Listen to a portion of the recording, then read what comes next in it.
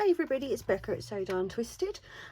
Today we are going to create this window pocket using just scraps and obviously some, glue and things like that. We'll get into that in a minute. But yeah, it's you can either have it as a standalone or to glue it in your journal. This one I've done with my steampunk scraps, so I'll probably put something relevant to that on the window. I haven't actually decorated this one yet because I wanted to just leave it as is, so you guys can see that you can get something that looks great without having to go crazy. I will be sewing and but I'll explain all that once we go through. Well, I have explained all that because I filmed this bit last. Who knew? So yeah, so we're gonna make this one. As I say, it's very quick, very simple, only uses scraps and the most basic equipment as well. There's nothing fancy, and you can make this as long as you've got some scraps, and some junk mail preferably. You'll be fine. But I also, just before we get going on making this, I just wanted to say a huge thank you because a few days ago I hit the 1,000 subscriber mark, which was really wonderful, and it really cheered me up because I've been extremely poorly recently, so it really cheered me up to get past the 1,000 mark. And I'll be arranging a date for the giveaway very soon, which will be done as a YouTube live, and I will give you all plenty of notice. I'll talk about it in the next couple of videos, so hopefully nobody misses it. But there will be an Etsy gift voucher and the entire contents of my own Etsy shop as well for the winner. So all of my digital kits and papers and ephemera bits, all of that will be given to you for free, and then a gift voucher because you might want some other stuff as well. So hopefully that's a nice thank you. So with that in mind, if you haven't already subscribed and you want to be in on the giveaway, you could still take part. Go and subscribe now, turn up for the live, you're in with a chance. Okay, let's get this made. Alright, so obviously the first thing you're going to need is something like this. Junk mail envelopes. Obviously we like to make use of as much of those as we can. Obviously this part is going to be what creates the window in the card itself. If you don't have any of these laying around, which it does happen, you can use when you order stuff and it arrives from places like Temu and Shine and stuff like that, and it has this cellophane, you can absolutely use a piece of cellophane and just use some normal paper to put the window in. So yeah, nice and easy. You're going to want probably some ink, a corner clipper. You might or might not want that, that's fine. Some glue is definite, and most importantly scraps. So you're going to want one bigger scrap that obviously to go behind your window to form the back of the pocket. So you've got a handy guide in the fact that it's there, so make sure it's big enough that it will go around the area that you want to use, kind of thing. So you can put anything behind it, but just make sure that it covers that because it needs to be the same size for when you glue it together or stitch it together. And then the rest, the smaller the better. This is a good way to use up those really little bits, that for some reason we just cannot bear to part with, can we? Okay, let's get cracking. So the first thing that we're going to do is we're just going to cut that down the edge there, because there's no point cutting into the back piece because that's still a usable piece, so I just tend to do that and cut that edge off. You can be as rough as you like because we're going to be cutting it back considerably. So there we go. So you can just get rid of that bit, and then I normally say make sure that you're at least a couple of centimeters outside of the edge of your window, otherwise it can be trickier to decorate and doesn't look as effective. Some of them I do where I put kind of a deeper base on them as well, so that it's like a slide, kind of thing. So we're just gonna whip that off of there. Oh, those bits are being problematic. Let's turn it around and do it that way instead. Okay. Good grief, that was far more faffing than it needed to be, wasn't it? That edge, I'm pretty much going to leave that alone. I might just leave that as it is at the moment, and then just try to get the other side about similar to that side again. So it's about 1 centimetre over from the white edge. Oh, down there, Becca. So there you go. So that's a decent sized piece. I might actually just take a little bit off of there because it's obviously crooked from where I just rough cut it. So we'll take it to about there. Fantastic. That's some nice grey mottled paper there now. That's never a bad thing. Okay, so now we have this. We can get rid of that for a bit. And this is where the fun part starts. So obviously you're going to want to go through and see which piece you want to put as your back piece of your pocket. I might go for something like that, which is about the right size. If I need to trim the bottom off of that slightly, it's not a problem. So yeah, I think we'll go with something like that. So I know I've got that piece covered now, haven't got to worry. So it's time to now pull out the little bits and bobs and just have a little look and decide what you're going to have around the edges. Like I say, it really is a great way of just getting rid of all the little bits and pieces, you know, that I don't know. No, I know it's not just me. I know it's not just me that does that. I was just thinking, oh, does anybody else actually do that? But yeah, of course you do. You know you do. You can't bear to part with those little bits just the same as I can't. It's terrible, isn't it? It's an illness, I tell you. Okay, what have we got? What have we got? I'm going to kind of go for, it's much like when you're making a masterboard, really. You want to kind of make sure that you've got some nice contrast, you know, some lights, some darks, some patterns, some plain, you know, that kind of thing. And then you can just really lash it together and it'll look great. Okay, they're quite probably going to be in the equation as well. And I might actually, even though I know this is a whole piece, I might actually just steal a little bit of this anyway and just have that there as something as well. Okay, let's get that bit out of the way because we don't need that for now.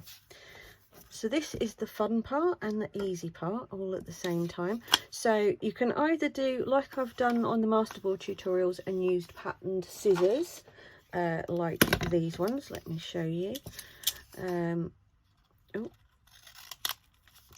So you can either get some that give you an edge like that, or you can just tear them.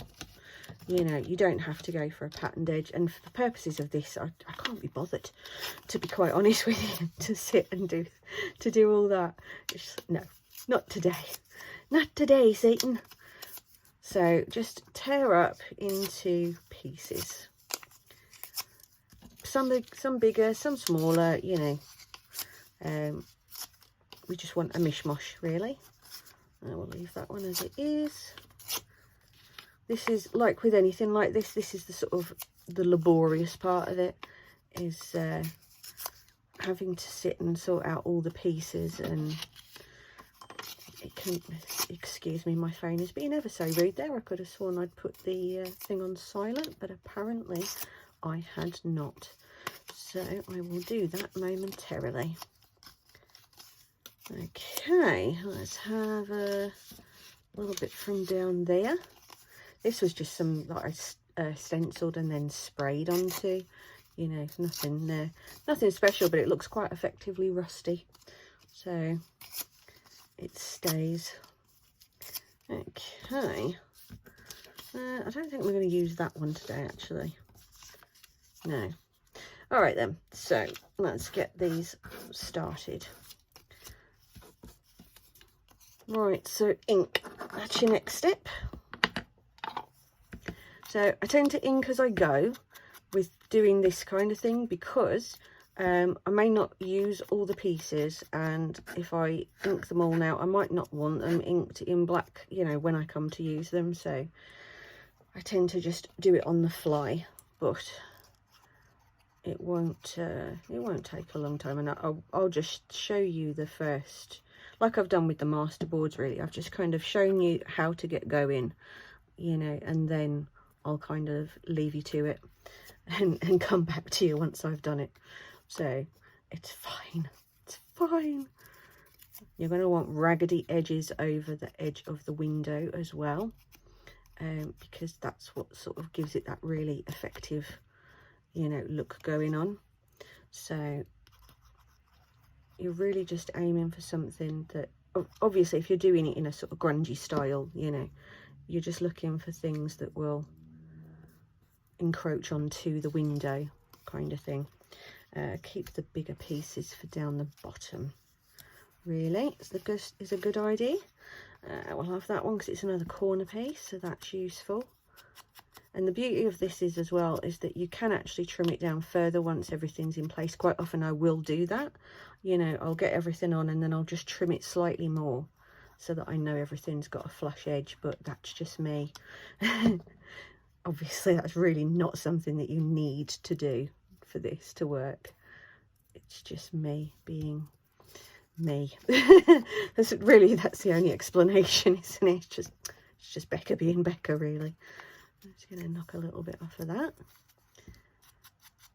Yeah, you all do well to put up with me and my meanderings, but you know, it's way better than going to school and having teachers drone on at you about things you don't care about. Like, I never cared about geography at school. I used to absolutely detest geography class. I'm not entirely sure why, I just did.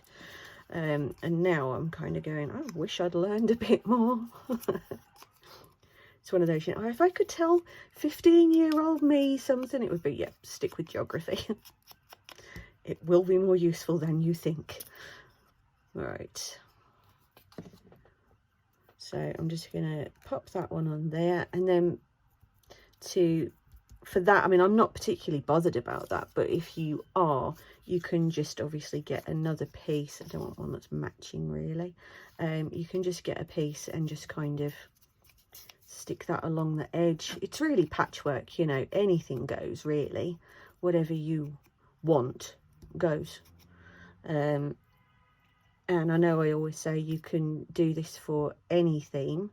Obviously this is just steampunk because at the moment it's what I have the most scraps of, and when I finish projects, what I like to do is use the scraps to make masterboards and other things for you know, for future projects of the same theme. So that's really useful. Okay, I am actually already, I'm absolutely, you know, you see people and they've got tweezers and they're inking with tweezers, and I just think, oh, I really admire you, but I do not have the patience for that. I'm terribly impatient. Okay, so as you can see, right, there you go, that's shaping up quite nicely now. So I'm just gonna go off camera now, put the rest of the bits on, and I'll come back to you when that part is done. All right, so as you can see there, it's taken me, well, I can't see that it's taken me a few minutes, but it's taken me about another 5 minutes to get those pieces on, you know, no problem. So now that is my front piece done for the purposes of, I'm going to just trim down those bits there that I let overhang, because trying to guess and measure them is a bit of a nightmare when it's for something like this, because if you get it wrong, suddenly it's too short and you say, oh. So I just tend to snip them off afterwards. Okay, so now we are going to take our back piece like so, and I'm just gonna, thankfully this is like almost exactly the right width, it's ridiculous, so I'm probably just going to glue that down and then trim it because it is so close. So, you know, I don't think it's gonna suffer for that, really. So obviously we're just going to go along the 3 edges, not too much glue, you don't want it popping out everywhere, just enough to get it to stay where you need it to be, and then pop it down, make sure that you've got all the edges covered. Fantastic. Got ink on the window bit there. Oh, and I've missed a tiny little corner with the glue. And I'm absolutely, look at the state of me, would you? I mean, I don't know where I've put that on there. I'm going to need it in a minute. Right, so now that's on, and we're just gonna go ahead and just knock that edge off, which thankfully I have the edge of the pocket to guide me. I can't go terribly wrong, can I, in that respect now? Okay, now we've just got a little tiny bit along this edge that needs to come off. Again, only if you're looking for precision, which yeah, I don't need to tell you guys, do I? Right, so then you've got the choice. You can either leave the edges, excuse me, I'm glued. You can either leave the edges square, or you can take a little punch and just take the corner off a little bit if you want to. Then what I would normally do now is once I'd give it sort of 10 minutes and make sure that the glue is completely dry. Then I quite often sew around 3 edges of this as well with some black thread and stuff, because it makes it stand out. The important thing about things like this is contrast. So black thread, you know, it makes a world of difference around there rather than brown, because it stands out more, which is what contrast creates. You know, it's like a visual interest, because it's not just all one thing, so your eyes are automatically drawn to all of the pieces. You find yourself looking at all of them because they're not all very similar as you sort of look at the thing as a whole. So, you know, it's great knowing how to make things like this, but the why things are a certain way will also help you massively. Understanding why certain things work, you know, for example, when I was a photographer, we know that if we're shooting food or products or something like that, you want a trail that leads you in from the camera angle to your product, because your eye will automatically follow it. You don't even know it's happening. Go and have a look at some magazines. Tell me I'm wrong. You will be absolutely, you'll just sit there and go, I had no idea that happened. But it does. We know how to do these things. But yeah, honestly, just, you know, just understanding why something works is really, it's just a useful thing, you know. I know some people go, oh, I don't get it. Yeah, you do, because you automatically, your mind knows if it looks right or not. So there we go. That is now ready to decorate, you know, put embellishments on, stuff whatever you're going to stuff in there. You know, I stupidly didn't actually keep anything out of the tub with which to demonstrate, and I feel that that's going to be too big. Oh no. Okay, so, you know, yeah, you'll have something in there. It'll look nice. Obviously you can put stickers on the front, like, you know, butterflies or dragonflies or flowers, or, you know, gears, because it's a steampunk thing, whatever you feel like. You know, and then you can stuff it, stick it directly into your journal, and you're good to go. I would probably just, I didn't actually do so, but I would probably just go around the edges, and that one didn't actually clip either, just dirty them up as well, you know. Like I need to have more ink on my hands. Yeah.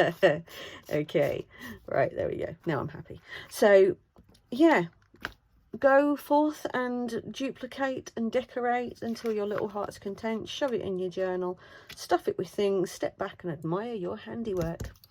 So I'll be back with another one of my little scrap busting tutorials very soon, and in the meantime, take care guys, and happy crafting.